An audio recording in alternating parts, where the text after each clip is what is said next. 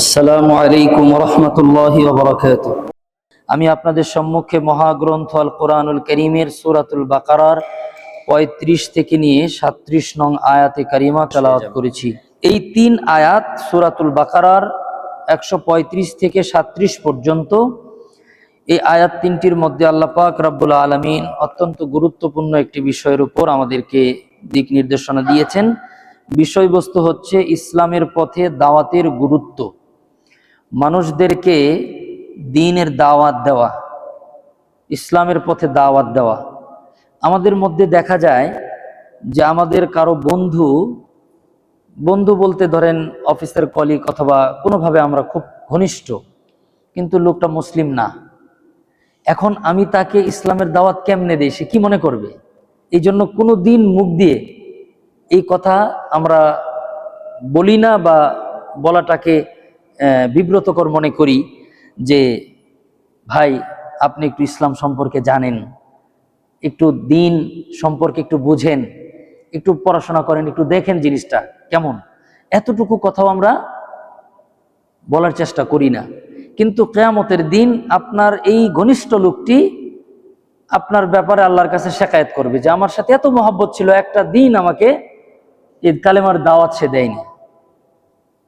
তখন এটার জন্য শাস্তি হয়ে যাবে ব্যাপারটা এমন না, কিন্তু তখন আমারও মনে কষ্ট লাগবে যে আমার একজন ঘনিষ্ঠ বন্ধু, সেও অভিযোগ করলো, আমিও তাকে দাওয়াত দিলাম না, সে ইসলাম পেল না।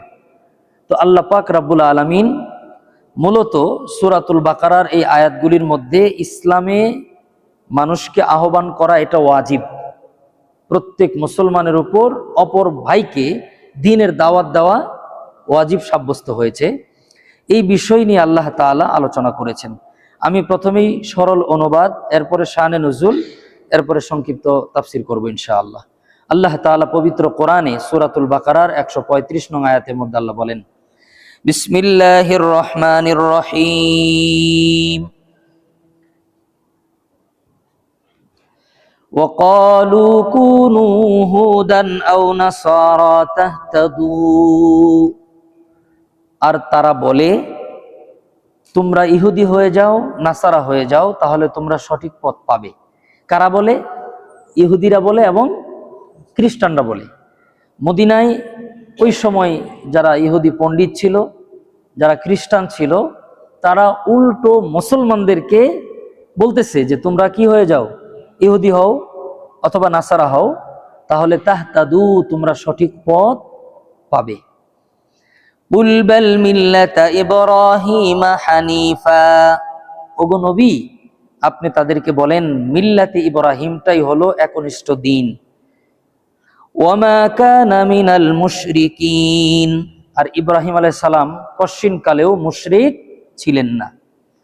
কুলু আমান্না বিল্লাহ, আল্লাহ তাআলা ঈমানদারদেরকে বলতেছেন, যেই ঈমানদারদেরকে ইহুদি এবং খ্রিস্টানরা দাওয়াত দিচ্ছিল যে তোমরা ইহুদি নাসারা হও, আল্লাহ তাআলা তাদেরকে বলতেছেন তোমরা বলবা, কি বলবা?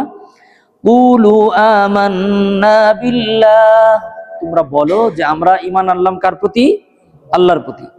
ওয়ামা উনজিলা ইলাইকা ওয়ামা উনজিলা ইলাইনা ওয়ামা উনজিলা ইলা ইব্রাহিম ওয়া ইসমাঈল ওয়া ইসহাক ওয়া ইয়াকুব, এবং আমরা ঈমান আনলাম যা কিছু অবতীর্ণ হয়েছে ইব্রাহিম, ইসমাঈল, ইসহাক, ইয়াকুব, ওয়াল আসবাত, এবং তাদের বংশে যত নবী আসছে সকল নবীদের প্রতি এবং সকল নবীদের উপর নাজিলকৃত কিতাবের প্রতি আমরা প্রত্যেকে কি করলাম? ঈমান আনলাম। এটা কিন্তু ইসলামের একটা মূলনীতি। আমরা হযরতে আদম আলাইহিস সালাম থেকে নিয়ে মুহাম্মদুর রাসূলুল্লাহ সাল্লাল্লাহু আলাইহি সাল্লাম পর্যন্ত প্রত্যেক নবীকে আমরা বিশ্বাস করি, প্রত্যেক নবীর কিতাবের প্রতি বিশ্বাস করি। হ্যাঁ, পার্থক্য কি? যখন একজন নবীর পরে আরেকজন নবী আসছেন তখন পূর্বের নবীর শরীয়তটা রহিত হয়ে গেছে, সেটা আর মানা যাবে না। এরকম আমাদের ধর্মেও এরকম অনেক কিছু ছিল, শুরুতে ছিল, পরে কি হয়ে গেছে? রহিত হয়ে গেছে। যেমন মদ পান করা, এটা কিন্তু শরীয়তের শুরুতেই হারাম ছিল না। ইসলামের প্রথম দিকে মদের ব্যাপার আল্লাহ কিছুই বলেন নাই, হাও বলেন নাই, নাও বলেন নাই। তো যেহেতু না বলেন নাই, মানুষ সমানে খাইছে। পরে আল্লাহ তাআলা পর্যায়ক্রমে এটা কি করছেন? নিষেধ করছেন। ঠিক অন্য অন্য ধর্মের বিধিবিধানগুলা যতদিন সেই নবী ছিলেন ততদিন ছিলেন, যখন পরের নবী এসছেন তখন পূর্বের নবীর শরীয়ত কি হয়ে গেছে? রহিত হয়ে গেছে। এর অর্থ এটা না যে আমরা তিনি আল্লাহর নবী এই স্বীকৃতি দিব না। এটা যদি কোনো নবীকে কেউ অস্বীকার করে তাহলেও সে বেঈমান হয়ে যাবে। আমরা সমস্ত নবীকে বিশ্বাস করি, সমস্ত নবীর প্রতি ঈমান আনি। এটা প্রমাণিত এই আয়াত দ্বারা। আল্লাহ তাআলা স্পষ্ট ভাষায় বলে দিলেন, কুলু আমান্না বিল্লাহ, তোমরা বলবে যে আমরা আল্লাহর প্রতি ঈমান আনলাম। ওমা উনজিলা ইলাইনা ওমা উনজিলা ইলা ইব্রাহিম, এবং যা আমাদের উপর নাজিল হয়েছে এবং যা কিছু ইব্রাহিম আলাইহিস সালাম, ইসমাঈল আলাইহিস সালাম, ইসহাক আলাইহিস সালাম, ইয়াকুব আলাইহিস সালাম এবং তার বংশের সকল নবীদের প্রতি। এরপর আল্লাহ বলেন, ওয়ামা উতিয়া মূসা ওয়া ঈসা, এবং মূসা এবং ঈসা আলাইহিস সালামের প্রতি আমরা ঈমান এনেছি। ওয়ামা উতিয়ান নাবিয়্যুনা মির রাব্বিহিম, এবং রবের পক্ষ থেকে যত নবী পৃথিবীতে এসেছেন সমস্ত নবীকে আমরা বিশ্বাস করি। এরপর আল্লাহ তাআলা বলেন, লা নুফাররিকু বাইনা আহাদিম মিনহুম, এক নবী এবং আরেক নবীর পরস্পরে কোনো বিরোধ নেই, কারণ প্রত্যেক নবীর একই কথা ছিল, লা ইলাহা ইল্লাল্লাহ। হযরতে আদম আলাইহিস সালামও পড়ছেন লা ইলাহা ইল্লাল্লাহ, হযরতে ইব্রাহিম আলাইহিস সালামও পড়ছেন লা ইলাহা ইল্লাল্লাহ, হযরতে ঈসা আলাইহিস সালামও পড়ছেন লা ইলাহা ইল্লাল্লাহ, মুহাম্মদুর রাসূলুল্লাহ সাল্লাল্লাহু আলাইহি ওয়াসাল্লামও পড়ছেন লা ইলাহা। তো কথা তো ছোট, পার্থক্যের কোনো সুযোগ নেই। আল্লাহ পাক রব্বুল আলামিন এরপরে বলে দিলেন, ওয়া নাহনু লাহু মুসলিমুন, এবং তোমরা বলো আমরা প্রত্যেকে মুসলমান। আমরা প্রত্যেকে, আদম আলাইহিস সালাম মুসলমান, ইব্রাহিম আলাইহিস সালাম মুসলমান, ঈসা আলাইহিস সালাম মুসলমান, মুহাম্মদুর রাসূলুল্লাহ সাল্লাল্লাহু আলাইহি ওয়াসাল্লাম মুসলমান, আপনিও মুসলমান, আমিও মুসলমান। আর মুসলমান কাকে বলে? যে এক আল্লাহর সকল বিধানের প্রতি আত্মসমর্পণ করে, সেই কি মুসলমান।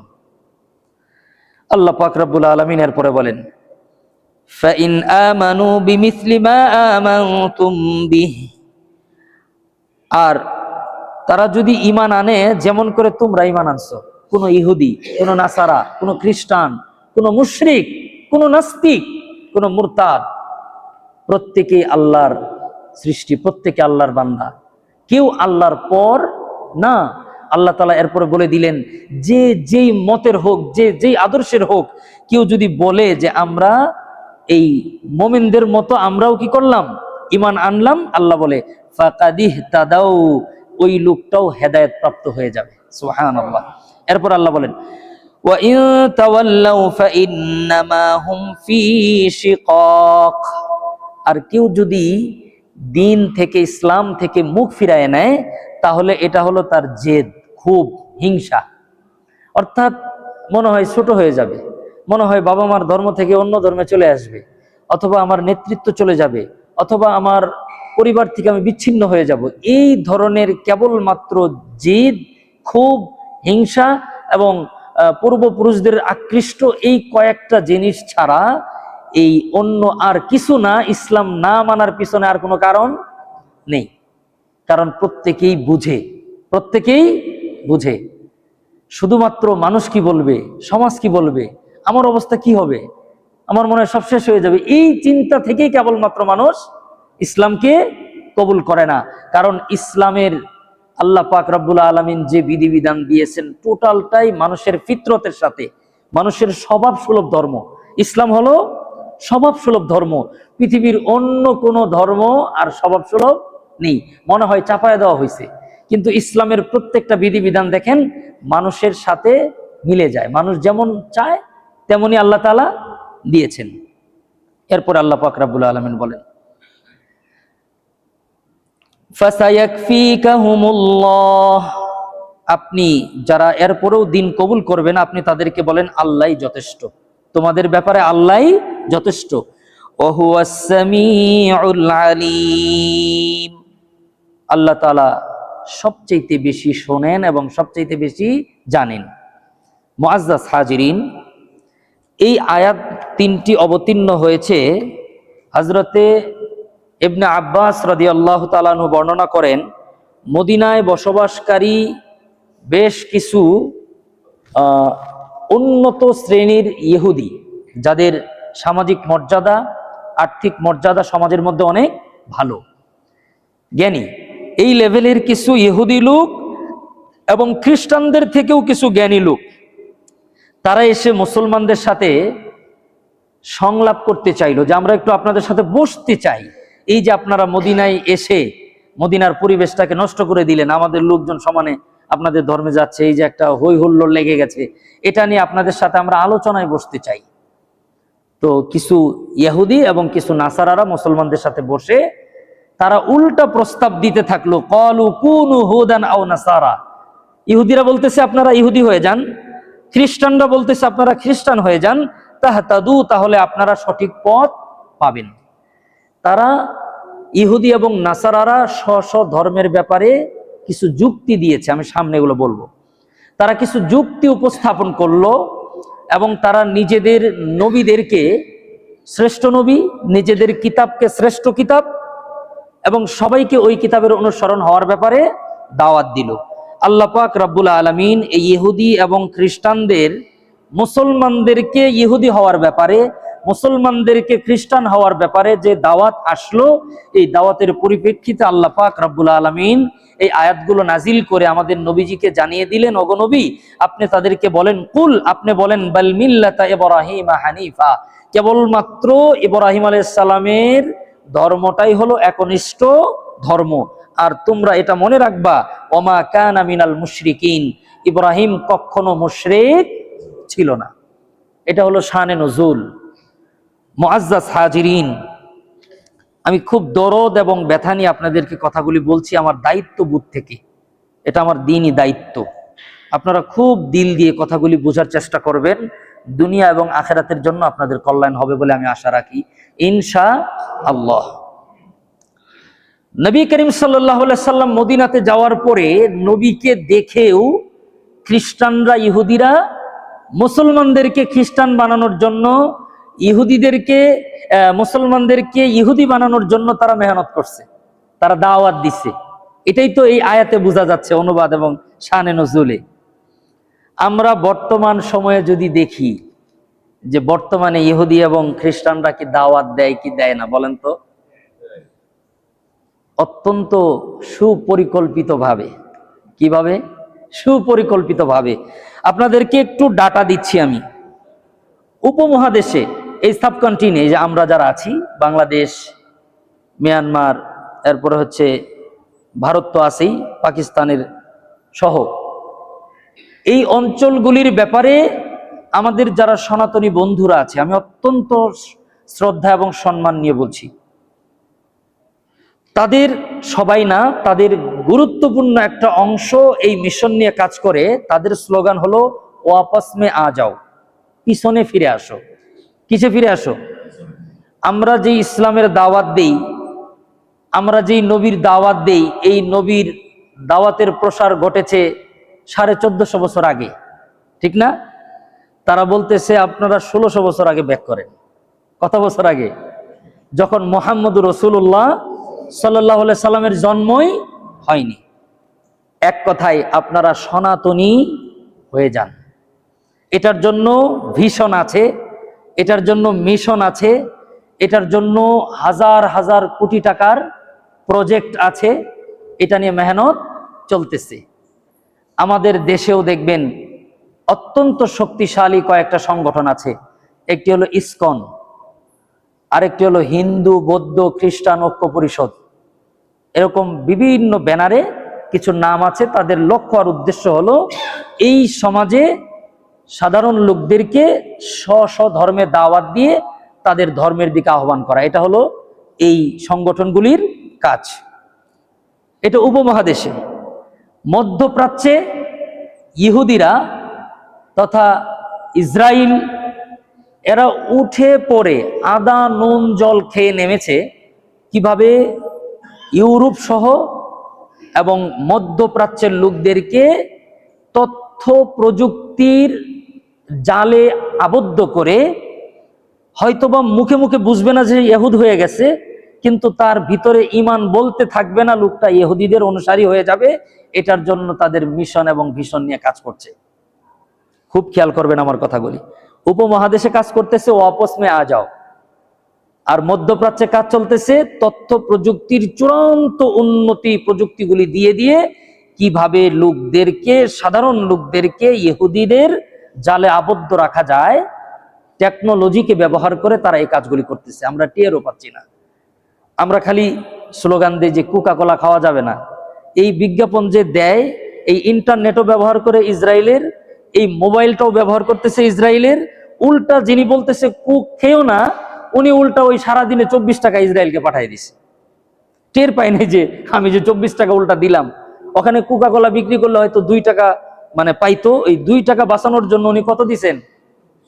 আমি একটা বললাম কথার কথা, আবার যদি হিসাব চান 24 টাকা কেমনে, আমি কিন্তু দিতে পারবো না। এটা একটা এক্সাম্পল বললাম।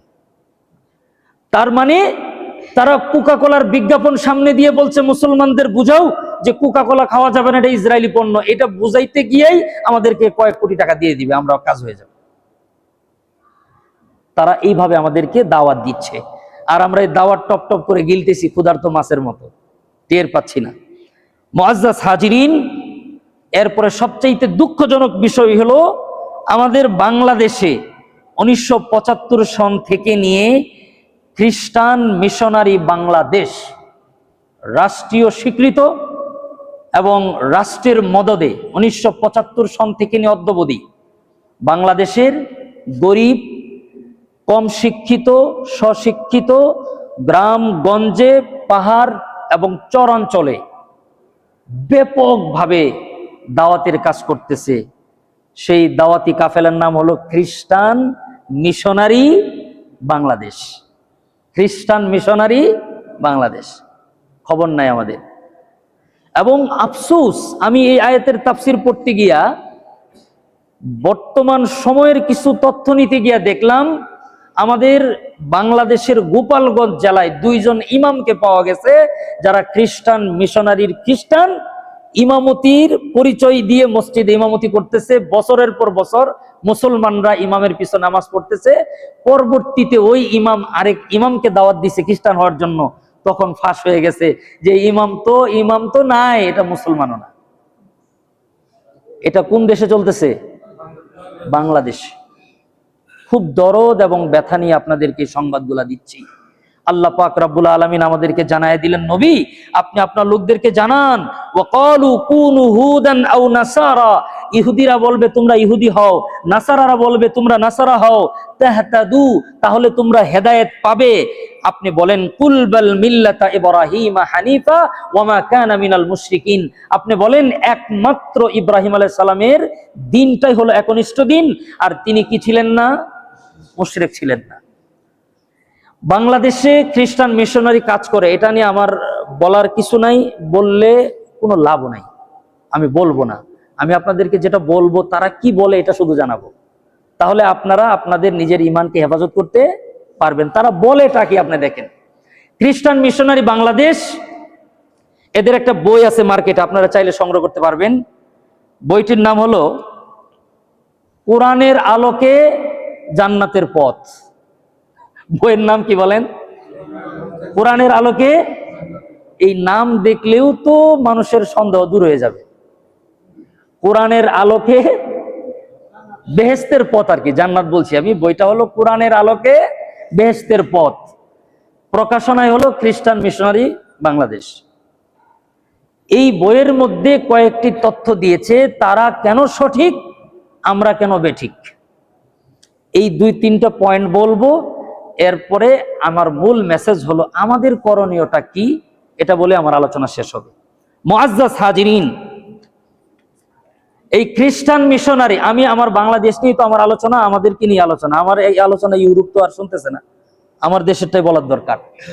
খ্রিস্টান মিশনারিরা তাদের প্রথম যেই যুক্তি, মুসলমানদের, গরিবদের, অশিক্ষিত, কম শিক্ষিত চট্টগ্রামের পাহাড়ি অঞ্চলগুলা, এখানে বলা বাহুল্য তাদের প্রায় বাংলাদেশ সৃষ্টির আগের থেকে পরিকল্পনা এই অঞ্চলে একটা স্বতন্ত্র স্বাধীন খ্রিস্টান রাষ্ট্র করবে। এই মিশনটা প্রায় 70 বছর আগের থেকে চলতেছে, এখনো পর্যন্ত চলতেছে, কিয়ামত পর্যন্ত চলবে। উদ্দেশ্য কি? একটা স্বতন্ত্র খ্রিস্টান রাষ্ট্র করা। এটা করার জন্য তাদের প্রথম টার্গেট হলো সমাজের বেছে বেছে কিছু গরিব আর কিছু উচ্চ শিক্ষিত লোকদেরকে খ্রিস্টান বানাইতে হবে। বানিয়ে বানিয়ে সঠিক নাগরিকত্ব আছে তাদেরকে জমি কিনাবে, এবং তারা এমন একটা অঞ্চলকে চয়েস করবে যেই অঞ্চলে শুধু তারাই থাকবে, কোনো খুন খারাপি থাকবে না, ধর্ষণ থাকবে না, লুটতারাজ থাকবে না, একটা শান্তি আর শান্তির একটা জায়গা তৈরি করে ফেলবে। করার পরে এলিট শ্রেণীদেরকে তারা প্রস্তাব দিবে যে ওই অঞ্চলে কোনো চুরি নেই। তখন ভদ্রলোক মনে করবে ঠিকই তো, আমার এলাকার মধ্যে দরজা কেটে, ওয়াল ভেঙে, সিসি ক্যামেরা ভেঙে স্বর্ণ নিয়ে যায়, তো ওই জায়গাটার মধ্যে খ্রিস্টানরা থাকে, ওখানে কোনো চুরি হয় না, অনেক মুসলমানরাও সেখানে গিয়া জমি কিনবে। কেনার পরে একেবারেই ভদ্র উচ্চ শিক্ষিত ধনী লোকগুলা সবাই মিলে আমেরিকার কাছে আবেদন করবে যে আমাদেরকে একটু আলাদা করে দেন, এটা আমাদের জমি। তখন আপনার আমার এই চাপাবাজি দিয়ে এটা আর ফেরানো সম্ভব হবে না। এখন থেকে যদি আমরা সচেতন না হই, সব হারাইলে ওই শুধু মুখ দিয়ে বগর বগর করতে পারবো যে আমরা মুসলমান, লা ইলাহা, বাস। ওরা কইব যে তোমরা বলো আর চুপ থাকো, আমরা কাজ করে ফেলি। মুআজ্জাজ হাজিরিন, এই খ্রিস্টান মিশনারিরা তারা প্রথম দাওয়াত দিচ্ছে কি? তাদের প্রথম বক্তব্য হচ্ছে পৃথিবীর প্রথম মানুষ একজন পাপিষ্ট লোক। নাউজুবিল্লাহ বলেন। প্রথম মানুষ কি? পাপিষ্ট। যুক্তি দেয় কোরআন দিয়ে। ওই যে বলছি, কোরআনের আলোকে বেহেশতের পথ। কোরআন দিয়ে যুক্তি দিয়ে কি? কোরআনের মধ্যে আছে ওয়ালা তাকরাবা হাদিহিশ শাজারা ফাতাকুনা মিনাজ জালিমিন। আল্লাহ পাক বললেন, আদম রে, জান্নাতের মধ্যে থাকো, যা ইচ্ছা খাও, খবরদার ওয়ালা তাকরাবা হাদিহিশ শাজারা, ওই গাছের গোড়ায় যাবা না। গেছে এর বংশে যত মানুষ দুনিয়াতে আসবে সবগুলা জন্মগতভাবে পাপিষ্ট। এটা দ্বিতীয় কথা। প্রথম কথা উনি পাপিষ্ট, দ্বিতীয় কথা জন্মগতভাবে সব আদম পাপিষ্ট। দুটি ভ্রান্ত কথা, আপনাদেরকে জবাব শিখিয়ে দিই। প্রথম কথা হচ্ছে, আল্লাহ পাকের কোনো হুকুম কেউ যদি ভুল ক্রমে লঙ্ঘন করে, এটার কারণে কোনো পাপ হয় না। আলহামদুলিল্লাহ বলেন। ভুলে গেছে, যেমন দলিল দেই, রমজান মাসে কোনো রোজাদার যদি মনে করে সে রোজাই রাখে না, এটা মনে করে কিছু খায়, রোজা কি ভাঙে? কোনো গুনাহ হয়? অথচ আপনি যদি ইচ্ছা করে এক ফোঁটা পানি খান, 60টা রোজা রাখতে হবে, একটা না। কত কঠিন! কিন্তু আপনি ভুলে পেট ভরে কি খাইছেন? ভাত খাইছেন, অথবা উন্নত খাবার খাইছেন, শরবত খাইছেন, ইচ্ছা রকম খাইছেন, আপনার মনেই নাই যে আপনি কি রাখছেন, রোজাও হবে, গুনাও। সুবহানাল্লাহ বলেন। ঠিক আদম আলাইহিস সালামের ক্ষেত্রে এমনই একটা ঘটনা ঘটেছিল। পরিষ্কার কোরআনের মধ্যে আল্লাহ আছে, ফানাসিহা, সে ভুলে গিয়েছিলেন। উনি জানেন না যে রব তাকে এটা নিষেধ করেছেন, রবের হুকুম লঙ্ঘন করেছেন, বাট তিনি পাপিষ্ট। আমাদের আকীদা আর বিশ্বাস, কোন নবীরাই গুনাহ করেননি। কোন নবীরা ইসমতে আম্বিয়া, নবীরা বেগুনাহ, মাসুম। তো তারা বলে যে আদম আলাইহিস সালাম পৃথিবীর প্রথম মানুষ, প্রথম পাপিষ্ট, তার জন্মে যারা দুনিয়াতে আসছে তারাও পাপিষ্ট। এই জন্য আল্লাহ তাআলা চাইলেন একজনকে দুনিয়াতে তার জন্মে পাঠাবে। নাউজুবিল্লাহ বলেন। যে মানুষ দিয়ে, আদম দিয়ে হবে না, আদম তো পাপিষ্ট। এই জন্য আল্লাহ তাআলা নিজে হযরত মরিয়ম আলাইহিস সালামের সাথে বিবাহ বন্ধনে আবদ্ধ হয়ে নিজে জন্ম দিলেন ঈসা আলাইহিস সালামকে। উদ্দেশ্য কি? পাপিষ্ট থেকে পাপিষ্ট আসবে, এই জন্য পাপ থেকে বাইপাস করে একটা পাপহীন মানুষকে দুনিয়াতে পাঠানোর জন্য আল্লাহ তাআলা তার পুত্র ঈসা আলাইহিস সালামকে দুনিয়াতে পাঠাইছেন। নাউজুবিল্লাহি মিন যালিক। যুক্তি কিন্তু আছে, উড়াইয়ে দেওয়া যাইব না। যুক্তিটা কি সুন্দর দেখছেন?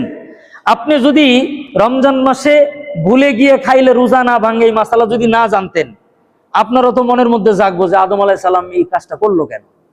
উনি তো ভুলে গিয়েছেন। উনি ভুলে, মানুষ যা ইচ্ছা তাই করতে পারে যদি মনে না থাকে, নিয়ম জানে না, মনেই নাই, পরে মনে পড়ছে, আল্লাহর কাছে ক্ষমা চাইছে, আল্লাহ তাআলা গুনাহ খাতা মাফ করে দিবেন। মুআজ্জাজ হাজিরিন, তাদের প্রথম দর্শন এটাও ভ্রান্ত, প্রথম মানুষ প্রথম পাপিষ্ঠ না। আর দ্বিতীয় দর্শন যে পাপিষ্টের বংশে যারা আসে জন্মগতভাবে পাপিষ্ঠ, এটা হতেই পারে না যে একটা বাচ্চা দুনিয়াতে আসছে এটা সম্পূর্ণ কার এখতিয়ার? আল্লাহর এখতিয়ার। তার কোনো হাত আছে এখানে?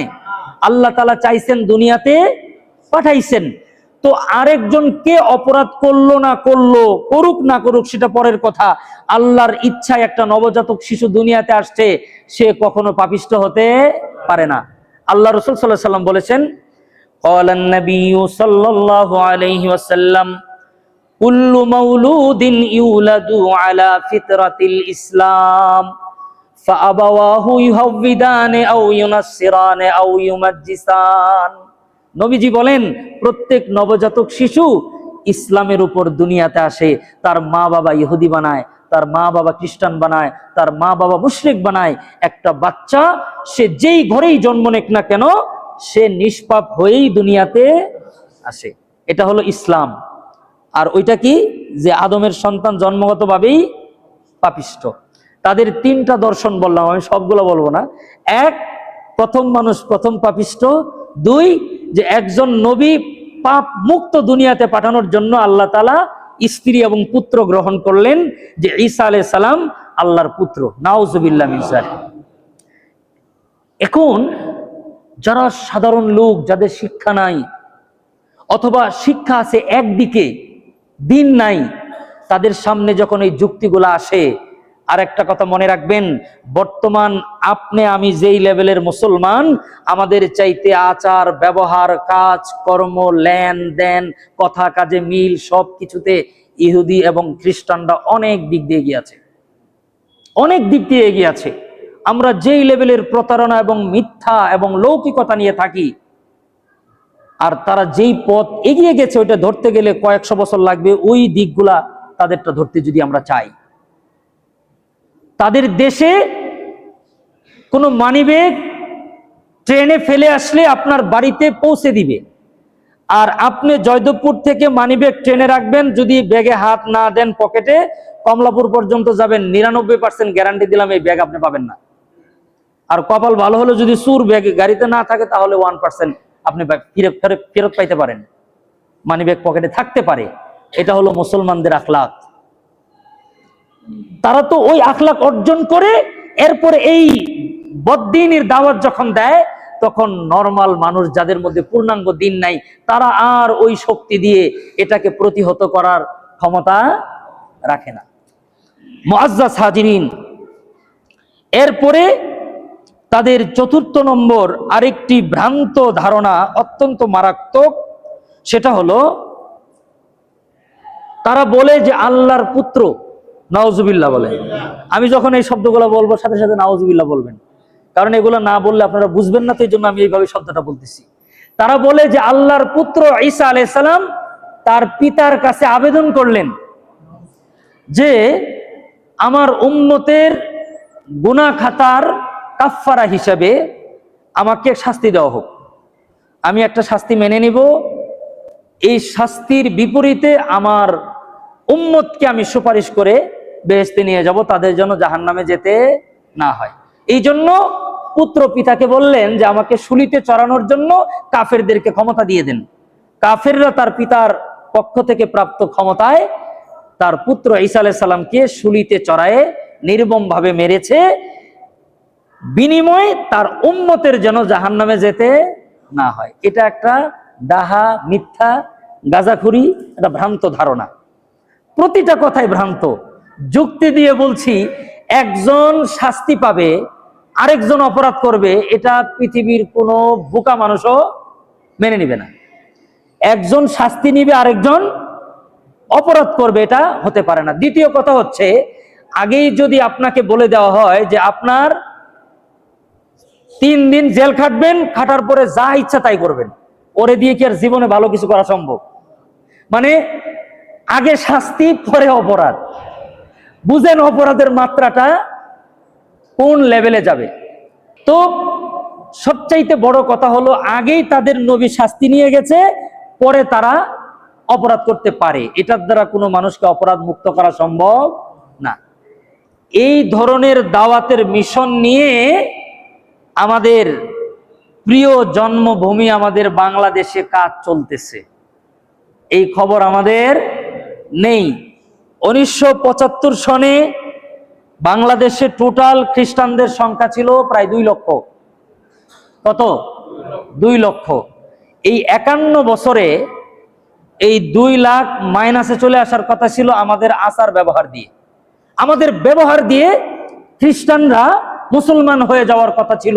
বড় আফসোস, বড় পরিতাপের বিষয়, যখন একজন মুসলমান আরেকজন মুসলমানের সাথে প্রতারণা করে, একজন মুসলমান আরেকজন মুসলমানের সম্পদ লুণ্ঠন করে, একজন মুসলমান আরেকজন মুসলমানের ইজ্জতের উপর আঘাত করে, এগুলা আমাদের দেশের খ্রিস্টান, হিন্দু, বৌদ্ধরা দেখে মুস্কি মুস্কি হাসে আর কফি খায়, যে এই দিনগুলার জন্যই অপেক্ষায় ছিলাম, আরো নোংরা অবস্থা করো, আরো খারাপ অবস্থা করো, নিজেরা কামড়া কামড়ি করো, নিজেরা বিদ্বেষ ছড়াও, নিজেরা নিজেদের সম্পদ লুণ্ঠন করো, নিজেরা নিজেদেরকে খুন করো।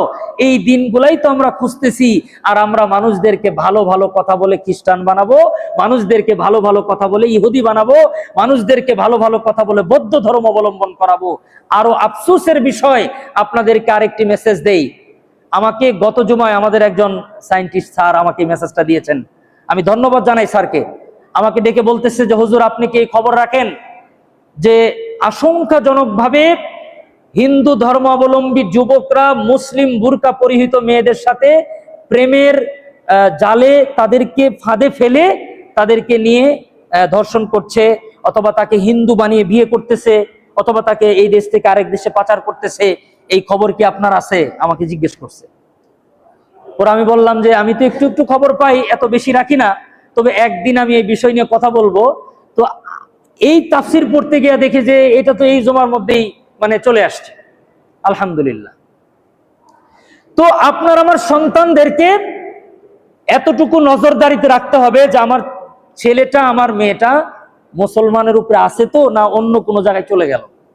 কারণ আপনার ছেলে যদিও আপনার ঘরে, আপনার মেয়ে আপনার ঘরে, কিন্তু তথ্য প্রযুক্তির এই উন্নতির যুগে আপনার ছেলে যদিও আপনার পাশে ঘুমিয়ে আছে, কিন্তু আপনার ছেলের ধ্যান, খেয়াল, গবেষণা, চিন্তা, সাধনা সারা পৃথিবী জুড়ে ছড়িয়ে আছে। আপনি চাইলেও আপনার সন্তানকে এখন আপনি হাত দিয়ে ধরে রাখতে পারবেন, কিন্তু তার আদর্শকে কন্ট্রোল করতে পারবেন না। এজন্য এক্সট্রা সিকিউরিটি মেনটেন করতে হবে আমাদের সন্তানদেরকে ঈমান হেফাজতের করার জন্য। আজ থেকে 1450 বছর পূর্বে যখন রাসূলুল্লাহ সাল্লাল্লাহু আলাইহি ওয়াসাল্লাম দুনিয়াতে ছিলেন, তখনই লোকেরা নবীজির সামনে নবীর সাহাবীদেরকে দাওয়াত দিয়েছেন, ওয়াকালু কুনু হুদান আও নাসারা। ও মুসলমান, খুব দিল দিয়া বুঝবেন, নবীর সাহাবীদেরকে ইহুদি নাসারারা দাওয়াত দেয়, তোমরা খ্রিস্টান হয়ে যাও তাহলে তোমরা বেহেশতে যাবা, তোমরা ইহুদি হয়ে যাও তোমরা বেহেশতে চলে যাবা। আল্লাহর পয়গম্বরকে আল্লাহ তাআলা বলেন, নবী গো, আপনি তাদেরকে বলে দেন, কুলবাল মিল্লাতা ইব্রাহিম হানিফা, কেবলমাত্র একনিষ্ঠ ধর্ম হলো হযরতে ইব্রাহিমের ধর্ম, যেটা আমাদের নবীও মেনেছেন। ওয়ামা কানা মিনাল মুশরিকিন, আর ইব্রাহিম আলাইহিস সালাম কি ছিলেন না? মুশরিক ছিলেন না। আল্লাহর পয়গম্বর এই আয়াতের ব্যাখ্যা করতে গিয়া বলেন, ওয়াল্লাযী নাফসি বিয়াদি, আমি আল্লাহর নামে কসম করে বলছি যার হাতে আমার এই জীবন। আমি পৃথিবীতে প্রেরিত হওয়ার পরে, রাসূল বলেন আমি দুনিয়াতে আসার পরে যদি কেউ আমার প্রতি ঈমান না আনে আর এই অবস্থায় মৃত্যুবরণ করে, আসহাবুন নার, অবশ্যই অবশ্যই এই লোকটি জাহান্নামের অধিবাসী। ও মুসলমান, আমরা প্রত্যেকেই চিন্তা করি আমার সন্তান যেন নিঃস্ব না হয়ে যায়, আমার সন্তান যেন খাবারে কষ্ট না করে, আমার সন্তান যেন ঘুমের কষ্ট না করে। আল্লাহর পয়গম্বর বলেন, ও দুনিয়ার মানুষেরা, তোমরা এটাও চিন্তা করবা আমার সন্তান যেন জাহান্নামের আগুনে না জ্বলে। এটাও চিন্তা করার দরকার। দুনিয়ার ক্ষণস্থায়ী জীবনের জন্য আমরা কত পেরেশান থাকি। আমার ছেলে মেয়েটা যেন একটু ভালো খায়, আমার ছেলে মেয়েটা যেন অসুস্থ না হয়ে যায়, আমার ছেলে মেয়েটা যেন বেইজ্জতি না হয়। সম্মান, সুস্থতা, নিরাপত্তার জন্য আমরা চিন্তা করি। আল্লাহ রাসূল বলেন, আপনার এই চিন্তাটাও করার দরকার, আপনার সন্তান যেন জাহান্নামের আগুনে না যায়। এটা অনেক জরুরি যে আপনার সন্তান শিরিক করবে না। পশ্চিম কালেও যেন আপনার কলিজার টুকরা সন্তানকে শিরিক স্পর্শ করতে না পারে। এটার জন্য যা যা করার দরকার তাই করতে হবে। শিরিক এটা এমন এক অপরাধ, আল্লাহ তাআলা তার নবীর মাধ্যমে জানিয়ে দিয়েছেন, আল্লাহ পাক তার নবীর উম্মতের সব গুনাহ মাফ করে দিবেন, শুধুমাত্র শিরিকের গুনাহ ক্ষমা করবেন না। এমন সুসংবাদ আছে, কেউ যদি মৃত্যুবরণ করে এই কথার উপর লা ইলাহা ইল্লাল্লাহ, সে শিরিক করেনি, আল্লাহ চাইলে তার জিন্দেগীর সমস্ত গুনাহকে মাফ করে দিতে পারেন। এর চাইতে দামি কথার কি হতে পারে? আল্লাহর পয়গম্বরের হাদিস, কোন মানুষ যদি মৃত্যুর আগে সারা জীবন সে গুনাহ করেছে, সারা জীবন অপরাধ করেছে, কিন্তু মৃত্যুর আগে তার ঈমান নসিব হয়েছে, সে পড়েছে লা ইলাহা ইল্লাল্লাহু মুহাম্মাদুর রাসূলুল্লাহ, তাহলে 70 বছরের জিন্দেগীর সমস্ত গুনাহ আল্লাহ মাফ করে দিবেন। মুআজ্জাজ হাজিরিন, আমাদের জন্য এখন শিক্ষা, 2 মিনিটে আমার আলোচনা শেষ। এক নম্বর শিক্ষা হলো নিজেকে প্রকৃত মুসলমান করা। নিজেকে প্রকৃত মুসলমান করা। মুসলমান কাকে বলে? কত সহজ, কত সুন্দর কথা।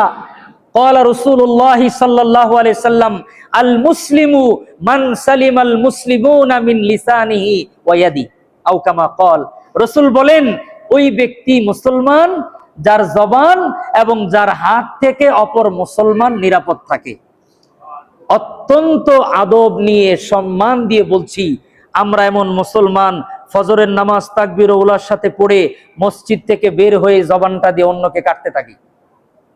ফজরের নামাজ তাকবীর উলার সাথে পড়ছি, পয়লা মসজিদ থেকে বের হয়ে এই দাঁতটাকে ছুরি বানায় অন্যের গলা কাটা শুরু করে দিই।